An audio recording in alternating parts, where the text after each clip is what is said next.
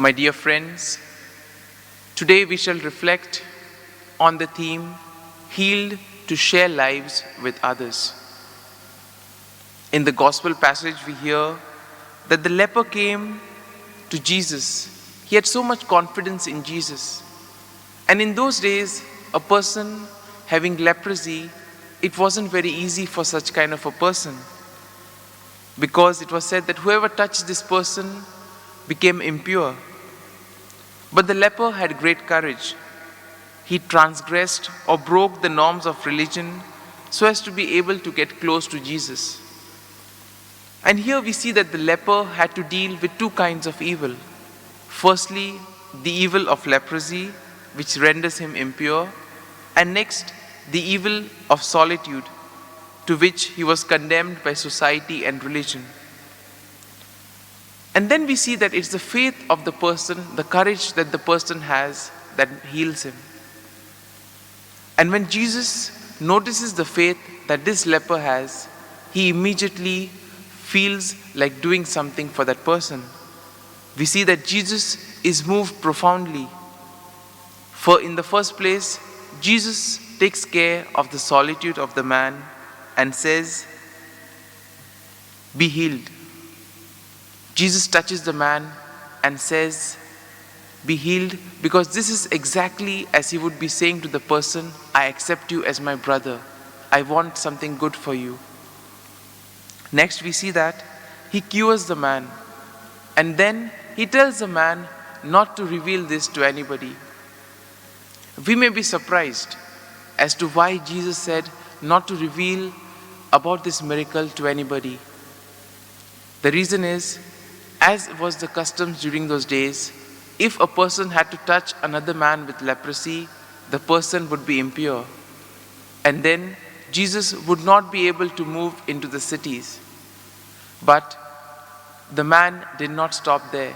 He went about, he proclaimed to everybody, he shared the joy that he had about his healing to all those he met. Jesus was particularly concerned about the scribes and the Pharisees, because as we know, they were wanting to catch Jesus at every occasion. Another aspect that we see here is that Jesus heals us to share our lives with others. Jesus wants us to live with others in the community. And here again, he inserts this person into society. And as a result of this, the person is able to live life to the fullest again. Jesus asked the person to show himself to the high priest, because at that time, that was the custom. In order to have the proof that the person was cured, the person had to show himself to the high priest, and with that, he would get a kind of a certificate or a kind of reckoning by which he was then be able to join and take part in all the activities of the society. One can consider it almost the same in these times. If a person is tested positive for COVID, but the person cannot just decide for himself and say, "Okay, today I feel good, let me just go and meet my friends." But the person will have to do a test again. He has to be detected as negative, and only then he can take part in all the activities. And same was with the man over here. And we see that Jesus obliges the authority to recognize that this man has been cured. Another aspect that we find in today's gospel is that the close contact that Jesus had with the Father.